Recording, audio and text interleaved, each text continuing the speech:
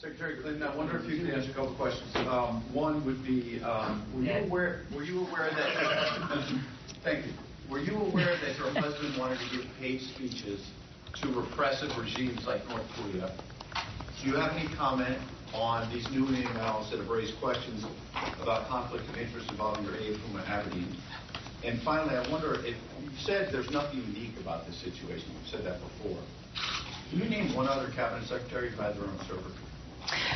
Well, let me answer one of your questions because I think that's what you are entitled to. And the first question that you asked about the process that was set up in my years as Secretary of State was for any request that my husband received to be sent to the State Department, to be vetted.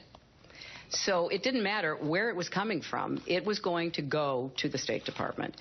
And there were some unusual requests, but they all went through the process to try to make sure that the State Department conducted its independent review. He did neither of those speeches. But, Ed, I will say this. You might not recall, but President Obama sent my husband to North Korea to rescue the 2 journalists who had been captured.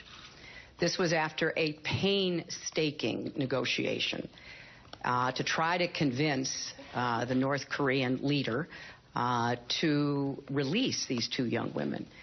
And every offer we made, every diplomatic overture we made was rebuffed.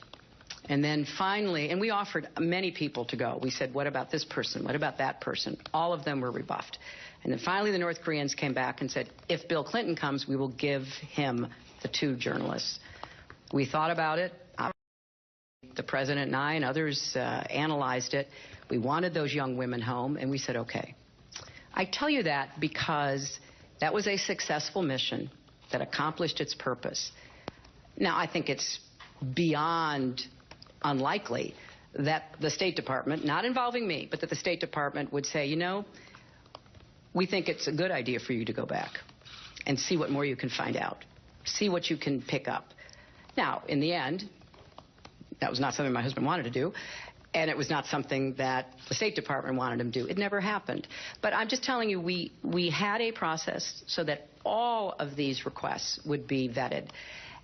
It would be highly unlikely that it would be a positive response. Yes, we want you to go, but not totally beyond the realm of possibility. So, you know, that's the way we did it. We tried to really be as careful and thoughtful in that process, and this is another example of how it worked. Thank you all very much.